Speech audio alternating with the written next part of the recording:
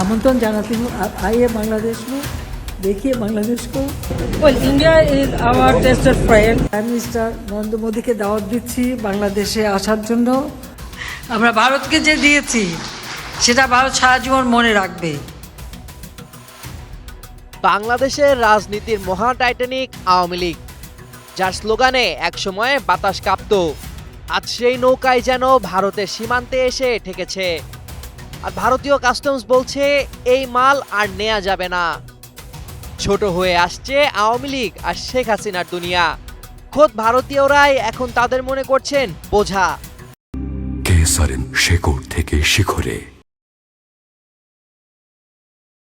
ভারতের ভেতর চলছে অবৈধ অভিবাসন রোধে জোরালো অভিযান, অথচ এই অভিযান যে শুধু সীমান্ত পথে পাড়ি দেওয়া হতদরিদ্র মানুষদের ঘিরে নয়, তা প্রমাণ করছে ক্ষমতাচ্যুত আওয়ামী লীগের নেতাদের চাপা আতঙ্ক। একটি হিসাবের মতে 1,43,000 আওয়ামী লীগ সংশ্লিষ্ট ব্যক্তি ভারতে আশ্রয় নিয়েছেন। তাদের মধ্যে রয়েছেন প্রাক্তন মন্ত্রী, সংসদ সদস্য, সহযোগী সংগঠনের নেতা, এমনকি কিছু উচ্চপদস্থ আমলাও। কিন্তু ভারতের বর্তমান রাজনৈতিক মেজাজ তাদের দীর্ঘমেয়াদী আশ্রয়ের পথ রোধ করে দিয়েছে। এমনই এক সময়ই প্রবাসী ভারতীয় শিক্ষাবিদ ও আন্তর্জাতিক রাজনৈতিক বিশ্লেষক অধ্যাপক আশোক সোয়াইন টুইট করে বলেছেন, শেখ হাসিনার পতনের পেছনে ভারতের ভূমিকা নিয়ে প্রশ্ন উঠতেই পারে, কিন্তু এখন ভারত নিজেই তার ভার সহ্য করতে পারছে না। আওয়ামী লীগ ভারতের জন্য এক বিব্রতকর পরিস্থিতির নাম। তিনি আরো বলেন, একনায়কতান্ত্রিকভাবে রাষ্ট্র পরিচালনা করার যে প্রবণতা শেখ হাসিনা তৈরি করেছিলেন, তা আজ তার দলের নেতাদের গলায় দড়ি হয়ে দাঁড়িয়েছে। দিল্লি সেই দড়ি কাটছে না, আবার খুলেও দিচ্ছে না।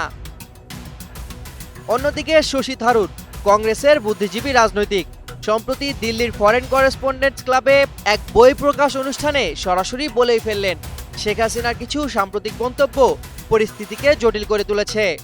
তার মতে বাংলাদেশে যেই সরকারি আসুক না কেন, ভারতের নীতিগত অবস্থান হওয়া উচিত নিরপেক্ষ এবং জনগণের কল্যাণ কেন্দ্রিক। থারুরের বক্তব্যে পরোক্ষভাবে ফুটে উঠেছে দিল্লির নতুন সংবেদনশীলতা। আওয়ামী লীগ নয়, বরং বাংলাদেশের জনগণের সঙ্গে সুসম্পর্কই ভারতের প্রাধান্য হওয়া উচিত। ভারত এখন কৌশলগতভাবে বুঝিয়ে দিচ্ছে, আওয়ামী লীগ নয়, তারা চাইছে এক নতুন অধ্যায়, যেখানে শেখ হাসিনা ও তার শিবির শুধু অতীতের এক বিব্রত স্মৃতি। অনুপ্রবেশ আইন কঠোর করে ভারতের নাগরিক নয় এমন কাউকে আর ঠাঁই দিচ্ছে না মোদি প্রশাসন। দিল্লি থেকে কলকাতা, শিলচর থেকে গৌহাটি, সব জায়গা এখন ভারত ছাড়ুন বার্তা পৌঁছে গেছে পলাতক নেতাদের কাছে। কেসারেন শেকড় থেকে শিখরে।